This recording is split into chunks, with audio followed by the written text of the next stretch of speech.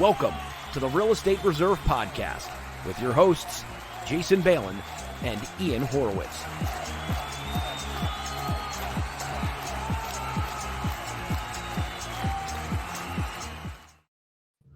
What's up? What's up? What's up? We are live. We're live. June 12th, a little bit earlier than normal on a Friday, beautiful Friday morning. What's going on, Ian? Nothing, man. I feel like I almost forgot how to do this. Yeah, well, share away. Share away. We want to make sure we can get as many viewers and as many listeners as possible. If you're listening to this on, or you're watching this on either YouTube or Facebook, or LinkedIn, welcome. We have a really, really, really fun show today on a topic that I like to talk about personally. I love talking about capital and money and real estate investments in general. And if you're listening to this on our podcast, realestatereservepodcast.com, or on iTunes, welcome as well. It's going to be a good topic, and it's very relevant to all real estate investors. And we're gonna hop into that a second. If you're just tuning in for the first time, welcome. We have a lot of fun on this show. You're free to ask any question that you would like, and we typically hop on for about 30 minutes or 45 minutes. And, we chat, and it's very open, and happy to answer any questions that you have related to real estate investing and business and personal finance and money and marketing, things that we like to share and things that we preach. And we preach because we practice it every day in our businesses. So anything related to that, you can comment on this feed below. You'll be able to check out that. And if you have potentially a question that you think would be good for the audience and you want to hop on live with us on the show, we could potentially set that up for you as well, and we can share the link and you can hop on. So today's topic is the velocity of money, specifically for real estate investors. And I think it's a fun topic, and I think it's a very relevant topic, and Ian does as well. And it's stuff that Ian and I talk about. My partner, Chris Haddon, and I, and Ian and his partner, Dan, we talk about this stuff on a regular basis with a lot of our friends, our business partners, colleagues, staff, employees, because I think it's relevant. And there's so much misconception related to personal finance and real estate. And people don't realize real estate is an investment vehicle, and it's forgotten. And, in general, we're all very lucky and we're fortunate that we picked real estate investing as our place of business and the businesses that we want to open, because it's not just making money as real estate investors, but you're also investing in assets. And let me tell you, there's a very big misconception related to money you make through real estate. And let me explain. So there's typically two types of income. There's fee-based income and there's investment income. And so many real estate investors or real estate professionals get lost in the fee-based income over here, and they forget that they really need to be shifting their mindset and shifting their focus and shifting their money over to the investment income side of things. And we'll go in. We're going to be going in depth on this and some good tips and habits. But keep in mind, real estate agents unfortunately fall into this trap a lot. Flippers fall into this trap a lot, and wholesalers fall in this trap a lot, and maybe appraisers and title companies and things like that. And let me explain why. You're working for your fees, right? And you work hard for those fees, and you deserve it, right? If someone wholesales a property, makes $100,000, excellent, all power to it. The more you can make on those transactions, the better. But that's fee-based income, right? You're getting taxed ordinary income or short-term capital gain, right? It's a high tax bracket on it, and you're not really investing in an asset. You're buying a property to fix and flip. It's not really an asset that you're buying, right? It's just you're making a fee to do that. And hopefully it's a handsome fee. Same thing with real estate agents. So many real estate agents just sell properties and sell properties and sell properties and sell properties, but they're never investing in an asset. On the other side, you have the investment income of it, right? You have the investment income. So you buy a rental property, right? Rental properties aren't that sexy at the beginning. You make $300 a month in positive cash flow, right? It's not typically life-changing for $300, a month. But guess what? You buy a few and you buy more and you buy more and your debt gets paid down and it adds up. So same with private lending. You lend out capital to someone, you get an interest rate return. Those are called passive investments, right? It might be a little bit of heavy lifting on the front end in order to originate that deal and bring that deal in the door, but then it turns into a passive investment. So Yeah. Let's dive into that a little bit, Ian, because that's important to expand upon. Yeah, and I think you bring up a few valid points, right? Like we flipped a lot of houses when we first got started because everyone looks at it, it's like, oh, it's the sexy money, it's the sexy money. But, one of the things that we noticed is that there's no like direct future. There's a way to build yourself out, but like in the grand scheme of things, it's the same grind over and over again versus having, assets that are paying yourself over and over again from the same capital that you've already committed. Whereas flipping real estate or selling real estate or whatever, a fee-based type thing that you're involved in, it's a rinse and repeat over and over and over again. One of the biggest wholesales we did, we smoked 6 figures on. We actually took that income and rolled it into a 7-unit apartment building that we still own today, right? So we very easily could have said, oh, we made whatever, $100,000 for, to say, okay, well, 25, 50 is going to the business and we're splitting the difference. Like that doesn't make any sense versus taking that capital and reinvesting it into yourselves. I think one of the most important things that me and you discussed, and it was something that you brought to my eyes, I don't know if you got it from somewhere else, is that no matter what you're doing, you need to look at yourself as the investor in the deal, right? It's very easy for me just to commit capital or take our own company money and just continually put it in over and over and over again and continue to buy assets. As we're approaching the 76 unit building, we're literally leveraging everything we have. But, we also need to be diligent to say that capital is just the same as investor capital, and it should be an investment vehicle for us, and you should pay yourself on it. I think you did something pretty unique with your rental portfolio that I think some people should even consider about being your own bank, and looking at that and looking how the velocity of your money, it's not just leveraging up assets to create velocity of money. It's creating passive investments that continually grow and grow and grow and reinvesting that capital. That's the velocity of money that people like to talk about. Yeah. I'm going to dive into that, and I'll tell people what we do kind of on our rental portfolio, to make sure that everyone who puts up capital into the deal is getting a return, even if it's owner equity, because it's got to be treated as private investor capital as well. And in general, I hope this isn't the first time that someone's heard this, what I'm about to say, but your money will always grow faster than your hard work. It's just that simple. Money grows so much quicker. Learn about compound interest, learn about how money grows in general in investment vehicles. But what we follow internally is we try to double our money every 5 years with capital. And that capital could be $500, $1,000, $10,000, doesn't matter what it is, right? But in order to get into an investment, we try to double our money in every 5 years. And let me tell you a really quick way to think about that when you're doing it, because typically it ends up being about a 14.5% interest rate in order to double your money every 5 years. So it's called the rule of 72. I'm not sure if that's new to people or not, but for instance, you divide the interest rate into 72.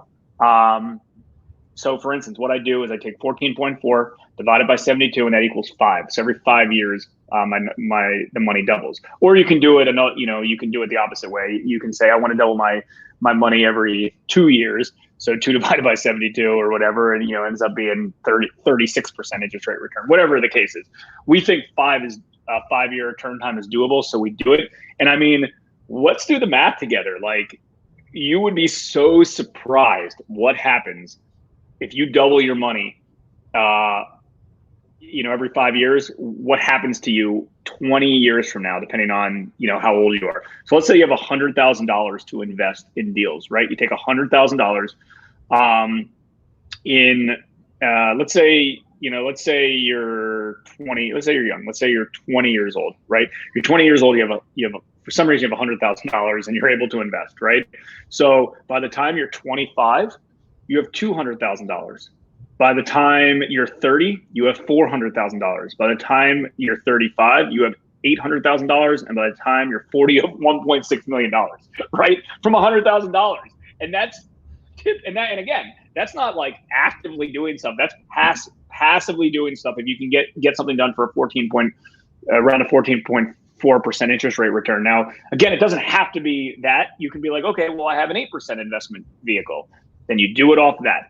But the mindset is kind of understanding that, you know, if you have whatever 10 grand you want to start with, you know, don't use that $10,000 to buy that used car or something, right? Whatever that case is, you know, go buy that used car down the road, multiplying it by 10 of those exact same used cars, because you can do that. And, you know, you understand that, and you kind of create these like games and cash flow games in your head.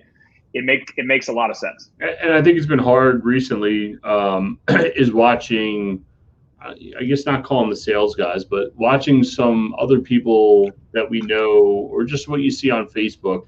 It doesn't even have to be anyone you know, is how people are reacting around the coronavirus. Oh, 0% interest on a car, I'm going to go buy one. Or interest rates are low, I'm going to go buy a shore house or a beach house or a vacation property. A lot of these things are going to come back and bite people in the ass. You know, think about it. Just like Jason said, that $100,000 that you tossed at a vacation home down payment, not only is it the $100,000 of capital, it's the $2,000 a month or $1,000 a month you're paying to service that debt on that place, right? So with that being said, what are you really losing? I mean, you're losing $115,000 in year one that you could have doubled, and that $1,000 every month that you can continue to reinvest at, it doubles every 5 years. Now your $1 million might be $2 million in that same time frame, because you're stacking cash. And look, it's hard to do. Don't think by any means me and Jason have it figured out. We just happen to have investment vehicles that allow us to place capital a little more regularly than most people, and a lot easier than most people. With that being said, I struggle with it personally. You know, sure, inside the business, we rock and roll. But personally, believe me, there's times that I'm like, oh, dude, I need that. I need this thing. You know what I mean? Rather than being like, okay, stay the course, you know? Yeah, but the mental mindset is you can get that thing, but you got to, you know, if you have the mindset that you're going to get something for free, from free money instead of hard work money, it works, right? So like, for instance, let's say you want to buy something that's $10,000. Okay, well, let's invest that capital, take the dividends from that return, you know, from that asset, or take whatever from the returns, you know, put that automatically into a separate savings account, and let that business or that asset pay for it. It's that simple. And again, it's hard to do kind of at the beginning, but this is more a mental shift. And as soon as you do that, anytime I kind of think of it like, hey, you know, I want to get that, or I want that, like, how do I bucket a way to do it? Yep. And you think like that, it works. I mean, a lot of, I don't know, it's interesting. And let me tell you, if you haven't read Warren Buffett's Snowball book, take a look at that. Because Warren Buffett, if you look at, it's a lot about compound interest, and, you know, it's about how he was a kid, he realized the power of money growth, and how everything he looked at, the reason he was stingy on stuff is the stuff that he would look at, he'd be like, you know, I don't want to spend an extra $100 on this, because I know to him, he looked at it as like, this extra $100 is going to be worth $10,000 to me in the future, because he could invest it. I'm trying to pull up a graph here. His net worth graph. It's the coolest thing ever. Yeah. Share screen. Yeah, no, his net worth graph's crazy, because everyone thought he's been so rich for so long. But, you know, again, you double $10,000 is $20,000. You double $100,000 is $200,000. But then you start doubling $1 million. Here you go. Yeah, I mean, look at that. You know, when he was a young guy, and then he really didn't really see this. Sure, don't get me wrong, $67 million or at age 47 is pretty cool. But like, look at this over the. Let me try to make this bigger. Yeah, I don't know. I didn't pull up. Direct. Hey, click on. Hey, click. Wait. You see those 3 buttons all the way to the right of your logo? Click on that. 3 buttons, the right of my logo. Like you're logged into Google Chrome. All the way to the right. Yeah, click on that, and then just click the plus sign a few times. Plus sign. And then you'll make that bigger. There you go. There we go. Yeah. So, yeah, dude, it's wild. I mean, when I saw that, I was intrigued. I was intrigued about how that works. So let's go through a few tips related to investment vehicles in general and how to think of it like that, because a lot of Flipping a house is not an investment vehicle. You're making fee-based income, and it's taxed at the highest tax rate. So, it's not the best investment in general. Should you continue to flip houses to make income? Absolutely. Should you continue to sell houses to make income? Absolutely. Should you continue to wholesale houses to make income? Absolutely. But the difference is that's fee-based income. That's the money that you make as your job for the most part, right? That's your job to do that. And then you got to take that money and eventually move it over to the investment income column. And that's where a lot of people fail, or they're just not running fast enough and not doing it enough. I think when Zach Bryant was on here, he talked about every 5 properties he sells, he's going to try to buy one. I think that was him who said that, but that's fine. You take, if you ever listen to, or read finance books or personal finance books or money books in general, paying yourself first. Paying yourself first means you're investing in assets first. Typically it's asked backwards. Everyone says, cool, I'll pay myself, or I will invest whatever I have left over, which is the complete opposite of what it should be. For instance, you make $5,000, let's say you make $5,000 a month net or whatever. And it's like, cool, I'm going to pay $2,500 to my mortgage. I'm going to pay $500 for my car. I'm going to pay this to this, and I have this to this. I have $500 left over. I'm going to go invest that. That's wrong. It should be opposite, right? If I make $5,000 a month and I determine whatever my goal is of where I want to, what my next asset is that I'm going to purchase, right? Maybe it's $1,000. So I'm going to do $1,000 first. I'm going to pay that, and then the rest goes to household expenses and fun and things like that. And actually, a really good book, I'll put that out there, is a book that I enjoyed, was The Banker's Code by George Anton. It's a really good book. It just talks about setting up your own banking system. Like everybody goes out and leverages the bank, but think about it. It's the same principle. If you could borrow money from yourself and pay yourself that same interest rate, why wouldn't you replace the money that you're using?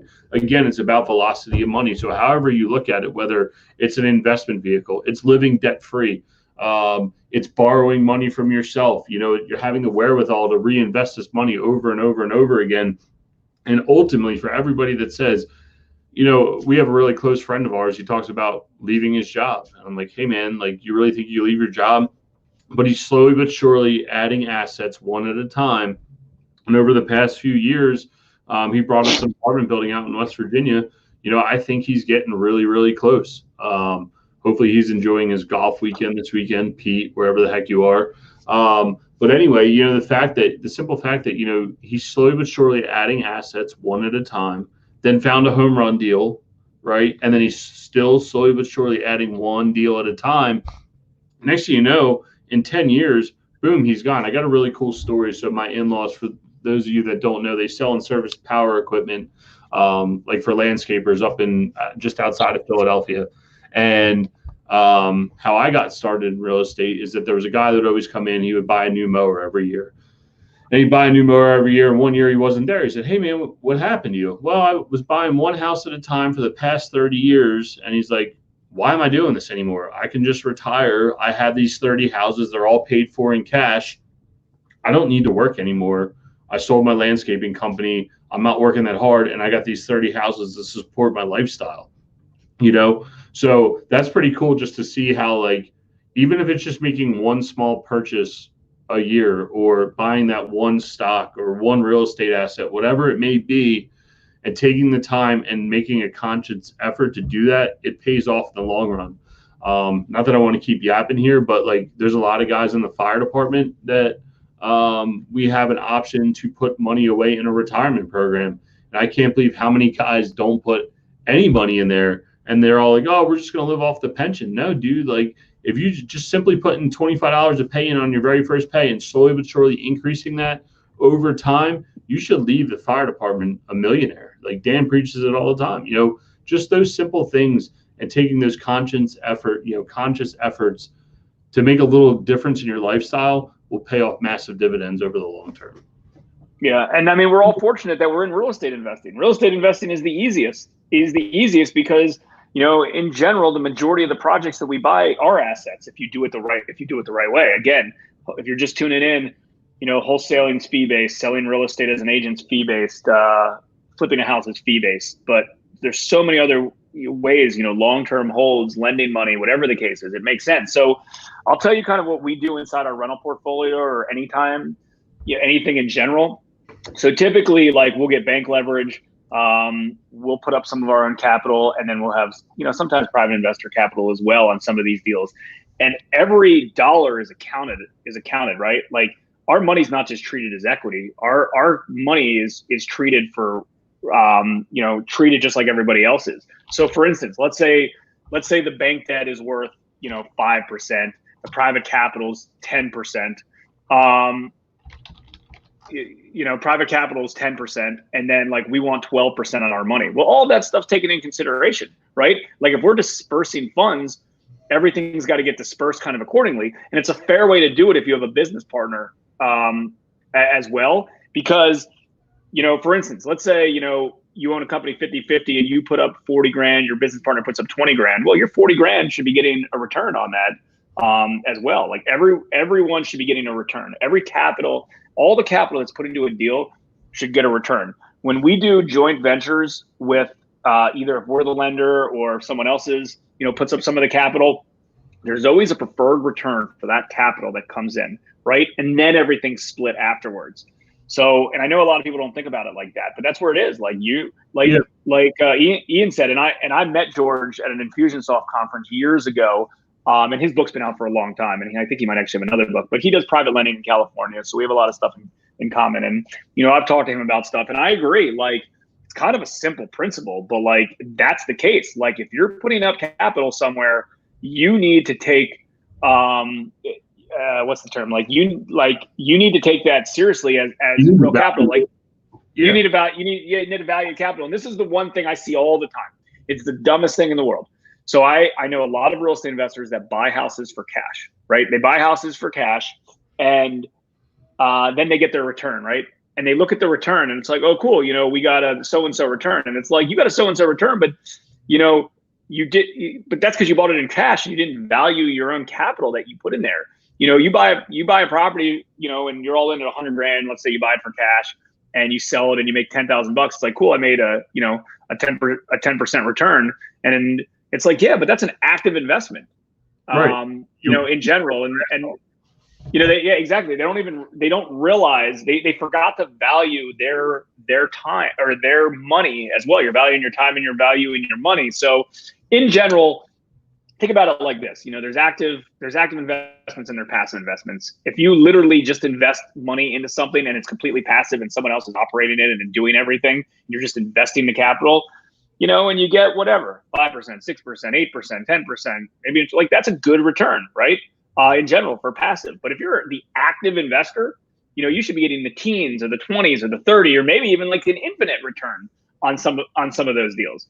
If you're putting up, I don't know. It's and this is stuff that's really, and I've been finishing up Robert Kiyosaki's cash flow quadrant book, and I haven't really followed that much stuff from Robert Kiyosaki. And I mean, I understand his principles and I don't disagree with them. And, obviously I read Rich Dad Poor Dad years ago when, I just got into being an entrepreneur and a business owner and a real estate investor, 18 years ago, whatever that case is. But, and I get it, but, it popped up and I was like, yeah, I'll take a look at some of his principles because it's newer stuff. And it kind of reiterated a lot of things that we've been doing inside our business and a lot of things that I know that friends of ours and business acquaintances of ours aren't doing, which is simple. And, investing in those assets. And I mean, listen, you're a flipper, you buy 5 properties a year and you flip all 5 of them and you make 150 grand, right? Good. But where's the money that you kept? Where's the money that you saved? Where's the money that you reinvested? That's the thing that doesn't happen. I think we should challenge everybody that's watching or that's going to listen to this is make a challenge. And I'm not trying to stab people. I apologize. It just happened to be next to me. But I say we challenge everybody that on the next real estate deal that they value their capital. It doesn't matter if you're buying it completely in cash and paying yourself. Let's be easy on the first one. I challenge you to pay yourself 8% on your capital before you go and pay yourself any profits and see what your returns look like overall. I don't care if you're buying the whole thing in cash or if you can get the whole thing completely financed and you only got to put up $5,000. Pay yourself 8% on that capital, separate it, put it in a different bank account, and watch that money grow. Next thing you know, you're going to have more and more cash. And then think about it. If you're paying yourself 8%, but you're going to your friends and family or hard money lenders or whoever and paying anywhere from 12 to 14% or whatever it may be, think about the cost savings that you just made for yourself just by doing that simple little step. So we challenge everybody. If anybody has questions on how to do it, feel free to reach out to me, Ian at Equity Warehouse or Jason at hardmoneybankers.com. We'd be happy to help show you how to set it up. But again, any dollar that you put in there, value it at 8% and put that money in a separate account and watch what happens. That's my challenge. Yeah, it works. And I mean, everyone knows from experience who's invested in assets before, any asset, they grow. They grow over time, especially cash flow assets. I mean, listen, you got to buy one rental property and then you just keep buying and more. And, having, one of the things when I think Chris and I wrote that's our first book, The Whiteboard. One of our topics or one of our chapters was called "The Snowball Will Save You," which it does, right? Because every year you buy a new rental, then you buy another rental, and then another rental, or you invest in a note, or you do this, and then all of a sudden, that outperforms everything. And then for something, let's say there's like a catastrophe or a disaster kind of in your life, and you lose your job. Well, all of a sudden, now you have this type of income to rely on. I remember one thing, and I'm not going to mention who stated this, but I remember, an entrepreneur friend of ours, his mom once gave him a hard time shortly after he started his business. And she was like, that's way too risky to start your own business or to buy a piece of real estate or whatever. He's like, well, what do you mean? Well, that's way too risky. You need a stable job. You need this. And he looked at his mom straight in her face and said, you know what, Mom? Your job's way too risky. You don't control that. You have one source of income. You lose that job and you're out. I'm gonna create my own business, and then I'm gonna buy assets and then potentially create other businesses that have multiple income streams. And I'm not gonna rely on somebody else to do that. So, and he's right. And like, he didn't say it in a mean way or anything. It wasn't bad. And again, part of it was generational. But that's what it is. And let me tell you another quick story about, two quick stories and I have a lot of these stories because, our lending business is an investment vehicle, right? And, we have a lot of high net worth individuals who lend money, through us. So I hear kind of where they came from and stuff like that. And, how obviously it didn't happen overnight. But the first story is I remember we were maybe like a few years into business, and we were a few years into business and we were prepping our 1099s for our private capital investors. And one of our investors had about $2 million deployed with us, in deals. And I remember Chris and I looking at his 1099 and it was, let's just say in the hundreds of thousands of dollars. And we're like, what the crap? He was like, this dude made a few $100,000 passively. Didn't know what deals he was in. Didn't care what deals he was in. He invested $2 million. $2 million is a lot of money. Don't get me wrong. But that just spit out a few $100,000 a year in passive income to have zero involvement in anything. And I'm like, being the lender and being, the capital source and using your own money is so important, right? So that's the first one. The second story I think is actually even better. So years ago, we had built this relationship with these two older gentlemen that were government workers, and they both worked for the government forever, and they had recently retired, and they put in their tenure at the government, and they were, they were smart, successful people, but there was obviously a cap of what they can make. So let's just say, $100,000 or in the low hundreds or whatever that case is, right? Like there was obviously a cap. Well, they were, they were savvy people. So, every year they would save money. They would invest in a business. They would invest in a rental property. They'd buy an apartment building. They invest in a note, whatever. And it wasn't a ton of money, but it didn't need to be, right? Because you start small and it works your way and it works its way up. So, at this point they had just retired for the government, and these guys each had a net worth, well over 10 mil each, well over 10 mil. I don't exactly know what, and they invested and they're only making, whatever their normal salary. And in general, they were like, that was the game that we played. We used we used our income that we had in our normal business or our normal job at the government. We work hard from 9 to 5. And then, on weekends and nights and stuff like that, we'd play the cash flow game, and we'd figure out where to invest stuff, and we invest this, and we're in this business, and they own everything. They literally owned so much stuff. Talking to them, they had so much capital. They did a deal with us. It was like a $1.3 million loan that they were involved in. They would lend their own capital to other people. They own apartment buildings. And that's what it was. And that's kind of early on. That's kind of when I kind of learned that it doesn't matter what business you're in. And a lot of people shouldn't quit their day jobs, especially if they enjoy them in general. Use that as kind of your backbone and your, facilitator of capital to bring it in, and then utilize that to invest in other things. I mean, so many people I talk to, real estate investors that are flipping houses, says, I'm almost there. I'm almost ready to quit my job. And it's like, you don't need to quit your job. If you want to, you can do that, but you kind of got to start over again and build that up again. It's, if you enjoy it and you like it, stick to it. I remember one of the things in his Robert Kiyosaki book, he was talking about how his sister, that he was super proud of, was a nun, and she enjoyed it and she didn't get paid for it. But, she did that because it was her hobby and she was passionate about it, and she enjoyed it. And she had other investment vehicles that were paying all of her household bills and everything else. She didn't have to worry about money. So it made a lot of sense. Yeah, man. And again, I challenge everybody, even if you're not doing real estate, is to try to find a few grand or a few $100 and find a place to invest it.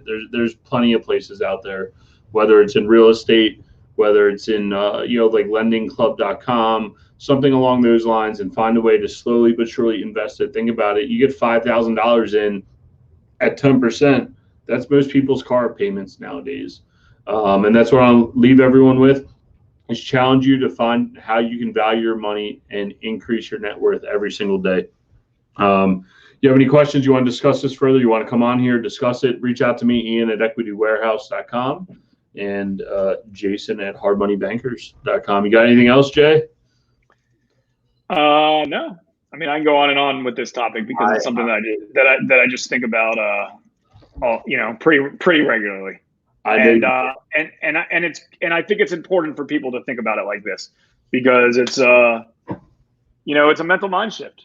And it was, even though a lot of this stuff in this Robert Kiyosaki book that I'm finishing up now, is stuff that we all know, it's good to get reiterated. And he's so right about the mental side of it. It's like, oh yeah, I'll just he talks about how your primary residence isn't an asset, how everyone's just constantly in debt. And, some of the stuff I agree with, but some of the stuff I don't agree with, but a lot of the stuff I do agree with. And it's true. And it's like, it's all mental.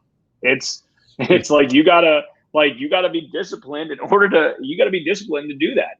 It's, hey, I'll just take this extra $1,000 instead of investing it right now. $1,000 isn't going to do much for me. It's only going to spit me out, $15 extra a month or $10, whatever it is. And it's like, who cares? It's something, and it grows and grows and grows and grows and it grows. So, I would say, action items like you said, Ian, is that challenge is good. Pick up the Snowball book, and just start reading personal finance books. And they clearly, they clearly work. I mean, it's good. We're all in real estate investing. We all have an upper hand compared to other people because we understand real estate investing. So just make sure you understand the investment side of it and not necessarily the fee-based side of it. 100%. We'll catch you guys next week. We should be back to having some interviews, and we'll see you guys next week. Luckily, I have an appointment at 11:30. Otherwise, Jason would continue to talk for hours about this topic, which is a good thing. But we'll see you guys next week. I believe Sean Magner is going to jump on here. We're going to discuss how he has been growing his business and go from there. All right. Later on. See you guys next week. Thanks for tuning in to the Real Estate Reserve Podcast. Do us a favor and like, comment, and share our broadcast. It helps the algorithm and helps us spread the word too. Till next time, thank you for tuning in.